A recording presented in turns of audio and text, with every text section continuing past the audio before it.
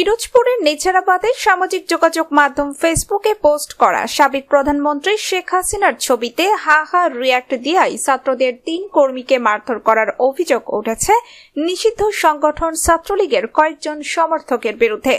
আজ রোববার সকালে উপজেলার জুলুহার বাজারে এই হামলার ঘটনা ঘটে। আহতরা হলেন ছাত্রদল কর্মী মোহাম্মদ হাসান, মোহাম্মদ সিয়াম শেখ এবং রিয়ান। আহতরা উপজেলার সমিদয় কাঠি ইউনিয়নের 6 নম্বর ওয়ার্ড ছাত্রদলের কর্মী। তাদের বাড়ি একই ইউনিয়নের শ্রীবতী কাঠি গ্রামে। জানা যায় আজ সকাল 10:30টার দিকে উপজেলার জুলুহার বাজারে জুলুহার গ্রামের মোহাম্মদ শহীদুল ইসলামের ছেলে মোহাম্মদ রিয়াদ মজিবুর রহমানের ছেলে সিয়াম এবং ফারুক হোসেনের ছেলে ফারজুল লোহার রড দিয়ে ছাত্রদল কর্মীদের ওপর হামলা চালান। অভিযুক্তরা সবাই সমিদয় কাঠি ইউনিয়নের 6 নম্বর ওয়ার্ড ছাত্রলীগের কর্মী।